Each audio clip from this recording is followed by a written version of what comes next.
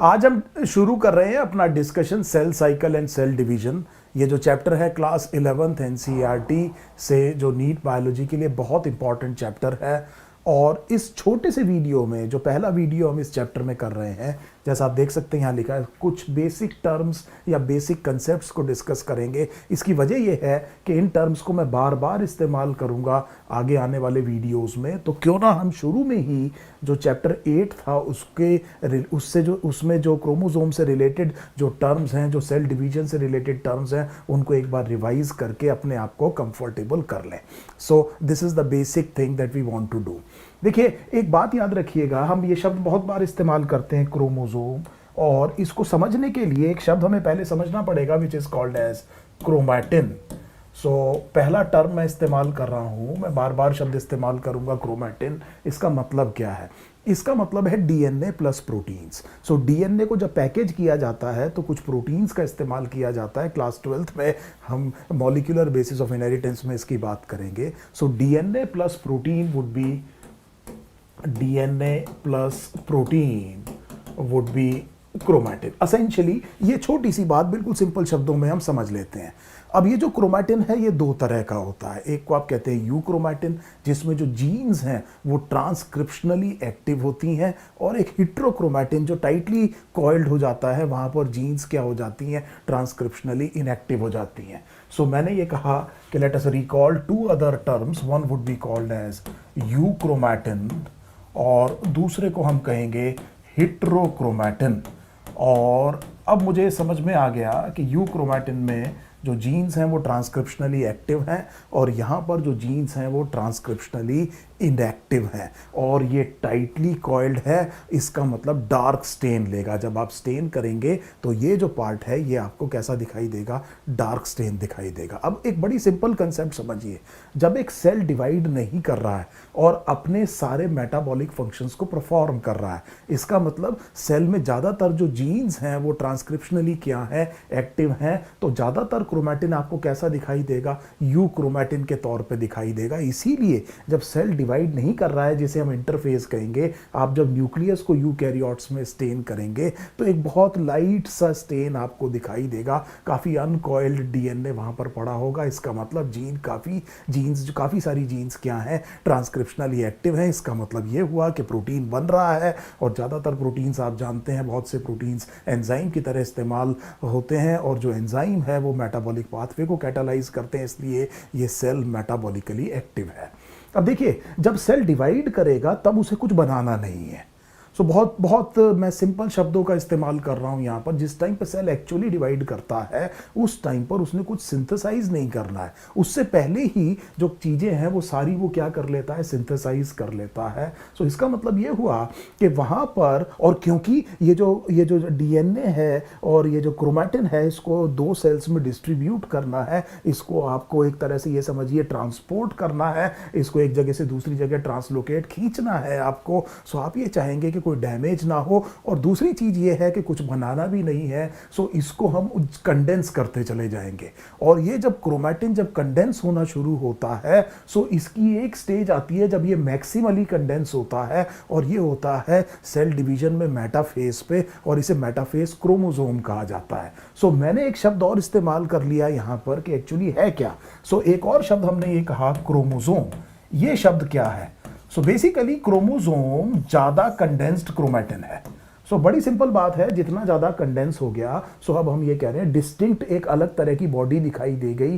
Croma का मतलब ही colour होता है, आपने स्टेन किया तो डिस्टिंक्टली कलर्ड है। सेल डिवीजन के दौरान ये डिस्टिंक्ट बॉडीज की तरह से आपको दिखाई देंगे। याद कीजिए, जब सेल डिवाइड नहीं कर रहा है तो अनकॉइल्ड धागे की तरह, एक थ्रेड की तरह ये चीज़ दिखाई देगी, लेकिन इनका डिस्टिंक्ट स्ट्रक्चर आपको कहाँ दिखाई देगा? सेल डिवीजन के दौरान, क्योंकि ये काफ़ी कंडेंस्ड क्या है? क्रोमैटिन है। कंडेंस्ड क्रोमैटिन का हमें फ़ायदा ये है कि हम ये चाहते हैं कि कोई नुकसान ना हो। दूसरी चीज हमें पता है, हमें कुछ सिंथेसाइज नहीं करना है। सो मुझे उम्मीद है ये क्रोमोसोम भी आपको समझ में आ गया। अब देखिए, ये जो क्रोमोसोम है हमारा, जो सोमैटिक सेल है, सो एक ऐसा सेल जो जर्म लाइन सेल्स नहीं है, जो कि रिप्रोडक्शन में पार्ट नहीं ले रहा है, गैमेट नहीं बना रहा है, ऐसे सेल को, जनरल बॉडी सेल को आप सोमैटिक सेल कहते हैं। इसमें टीजो एंड लिवान ने हमें यह बताया कि टोटल नंबर ऑफ क्रोमोसोम 46 है। सो ह्यूमन बीइंग्स का टोटल नंबर ऑफ क्रोमोसोम कितना है? 46 है। इस 46 को हम 23 पेयर्स कहेंगे।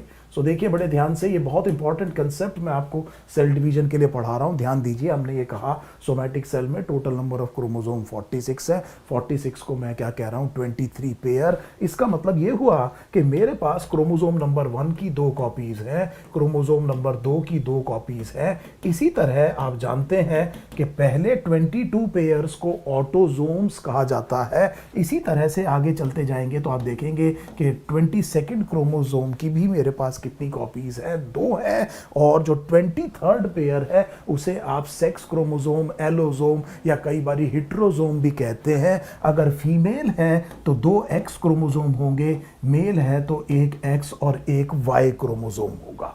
सो मुझे उम्मीद है ये शब्द अब आपको समझ में आ गया। अब ये जो 2 कॉपीज हैं सेम क्रोमोसोम की, एक को आप कहेंगे पैटर्नल, एक को आप कहेंगे मैटरनल। एक ने आपने इनहेरिट किया, एक को आपने इनहेरिट किया अपने फादर से, एक को आपने इनहेरिट किया अपनी मदर से। सो ये टर्म आपको समझ में आ गई, एक पैटर्नल है और एक मैटरनल है, क्योंकि दोनों में सेम जेनेटिक इंफॉर्मेशन है। जो जीन्स क्रोमोसोम नंबर 1 पे प्रेजेंट होती है वो हर एक ह्यूमन बीइंग के क्रोमोसोम नंबर 1 पे प्रेजेंट होती है। यस, थोड़ी सी वेरिएशन हो सकती है, हो सकता है किसी के पास टॉलनेस का ट्रेट हो, किसी के पास ड्वार्फनेस का ट्रेट हो, लेकिन चाहे आप टॉलनेस की बात करें, चाहे आप ड्वार्फनेस की बात करें, आप हाइट की ही बात कर रहे हैं। सो दोनों जो जीन्स हैं वो किसकी हैं? हाइट की हैं। और जीन का locus, the position of gene on a chromosome will be called as its locus.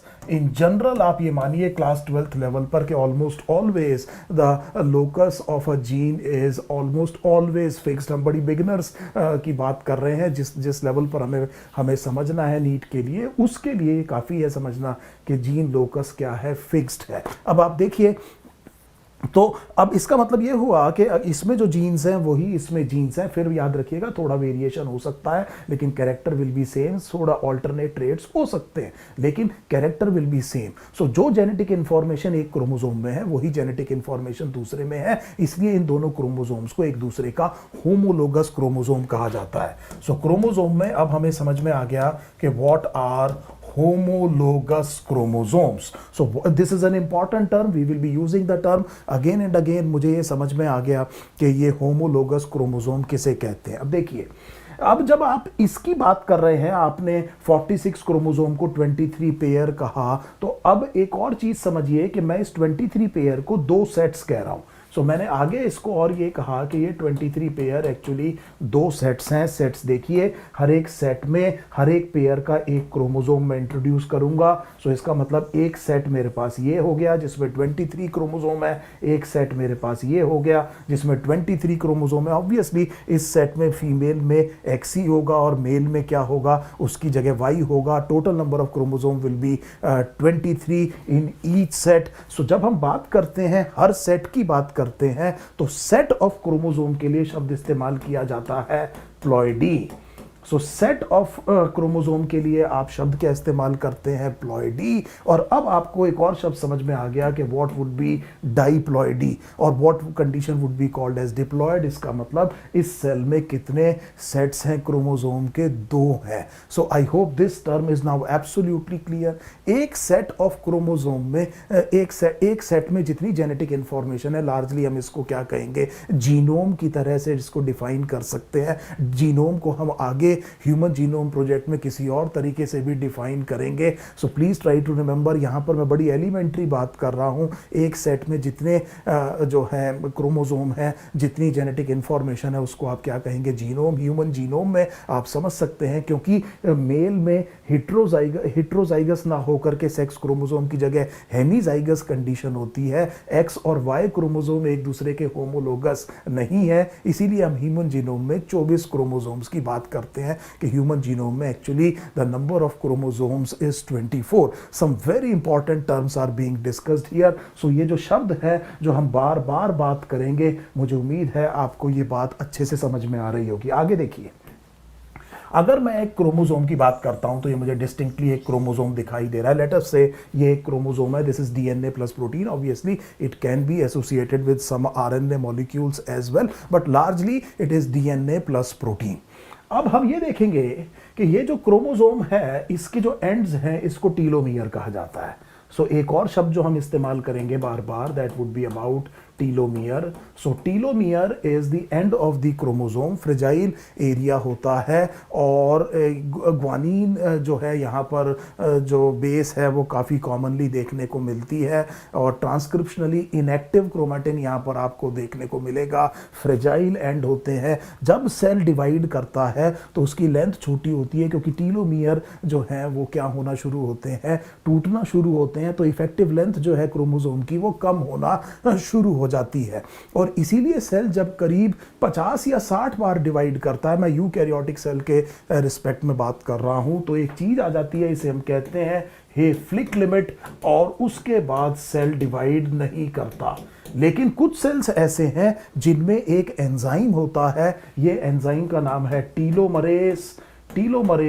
और ये टीलोमरेस एक राइबोन्यूक्लियोप्रोटीन है जो कि मेंटेन करता है टीलोमियर की लेंथ को, और इस तरह के सेल हेफ्लिक लिमिट के बाद भी डिवाइड कर सकते हैं। नॉर्मल फिजियोलॉजी में बोन मैरो के स्टेम सेल्स अगर आप याद करें तो वो उस तरह के सेल होंगे जहां पर टीलोमरेस एक्टिविटी काफी ज्यादा होगी, अदरवाइज टीलोमरेस एक्टिविटी नेग्लिजेंट होती है इस तरह के सेल्स को छोड़ के जो बाकी नॉर्मल सेल्स हैं बॉडी के उनमें। लेकिन अनफॉर्चुनेटली एक पैथोलॉजिकल कंडीशन है जिसे आप कैंसर कहते हैं। सो कैंसर की एक वजह यह भी हो सकती है कि कैंसर सेल में टीलोमरेस एक्टिविटी जो है वो काफी ज्यादा अपने आप को एक्सप्रेस कर रही हो और ये हेफ्लिक लिमिट नहीं आता, और in spite of having a faulty DNA cell continues to divide and there is no Hayflick limit, it continues to divide and cells become virtually immortal. ये एक वजह हो सकती है कैंसर के पैथोजेनेसिस के। सो आपको ये टीलोमियर शब्द जो हम कई बार इस्तेमाल करेंगे,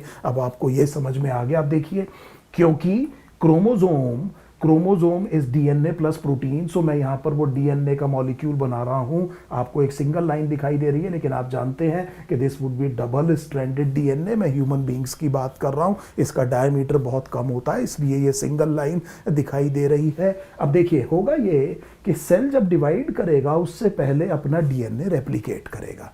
तो सेल जब डिवाइड करेगा उससे पहले अपना डीएनए क्या करेगा, रेप्लिकेट करेगा। डीएनए रेप्लिकेशन के बारे में हम फिर पढ़ेंगे क्लास 12th एनसीईआरटी में। सो अगर सेल ने डीएनए को रेप्लिकेट किया तो क्योंकि chromosomes are vehicle of DNA और जीन्स जो हैं they are segments of DNA, और इसका मतलब genes are segments of DNA, DNA is located on the chromosome. So हमें ये समझ में आ गया कि ये व्हीकल है किसका, डीएनए का। अब अगर आपने डीएनए को रेप्लिकेट कर लिया तो उसको रखने की जगह भी क्या करनी पड़ेगी, रेप्लिकेट करनी पड़ेगी। तो जिस टाइम पर सेल डिवीजन से पहले सेल अपना डीएनए रेप्लिकेट करेगा तो होगा क्या कि उसको कुछ ऐसी जगह भी बनानी पड़ेगी जहां पर वो इस रेप्लिकेटेड डीएनए को रख सके।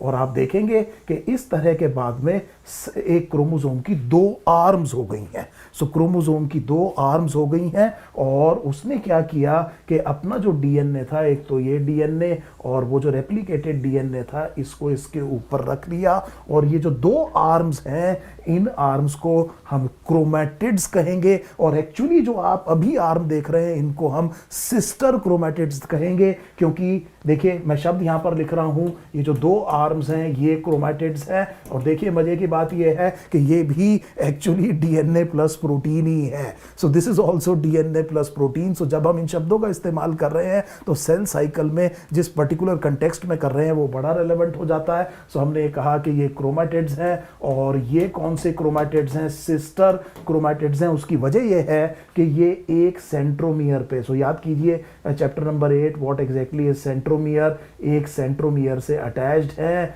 और इन दोनों को ये जो arms of the same chromosome attached at the same centromere, so इस जगह को हम क्या कहेंगे, सेंट्रोमियर कहेंगे। और ये दोनों जो अटैच्ड हैं अभी, ये सिस्टर क्रोमैटिड्स हैं, और ये एक क्रोमोसोम है। सो मुझे उम्मीद है आप समझ रहे होंगे, दोबारा समझ लीजिए, ये भी एक क्रोमोसोम है। बच्चे बहुत कंफ्यूज होते हैं यहां पर, पहले ध्यान से समझिए, ये भी एक क्रोमोसोम है। इसने अपना डीएनए रेप्लिकेट कर लिया। अब इसकी दो आर्म्स दिख रही हैं जिन्हें आप सिस्टर क्रोमैटिड्स कह रहे हैं। इसके ऊपर अब दो मॉलिक्यूल्स ऑफ डीएनए दिखाई दे रहा है, लेकिन अभी ये सिस्टर क्रोमैटिड्स एक दूसरे के साथ क्या है, अटैच्ड हैं। और हमने ये कहा कि ये अभी भी एक क्रोमोसोम है जिसकी आपको दो क्रोमैटिड दिख रही है।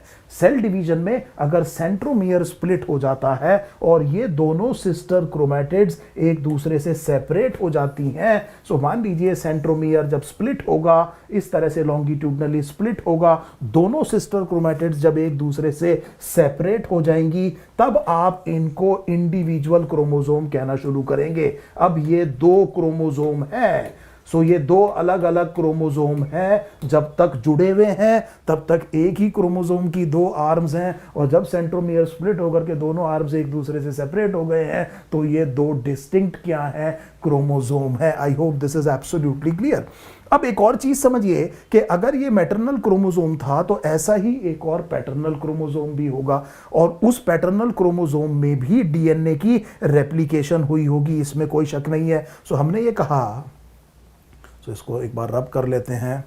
So let us rub it. सो हमने ये कहा कि अगर ये मैटरनल क्रोमोसोम है तो डिप्लॉयड सेल में हमने ये कहा कि एक और इसी तरह का क्रोमोसोम नंबर 1 होगा, और उसने भी अपना डीएनए रेप्लिकेट किया होगा, उसकी भी सिस्टर क्रोमैटिड्स अटैच्ड होंगी। ये डीएनए मॉलिक्यूल है, ये दोनों भी सिस्टर क्रोमैटिड्स हैं, ये दोनों भी सिस्टर क्रोमैटिड्स हैं। ये वाली जो क्रोमैटिड है ये नॉन सिस्टर क्रोमैटिड है होमोलोगस क्रोमोसोम की। सो एक और शब्द बड़े ध्यान से समझ लीजिए कि what exactly is a non sister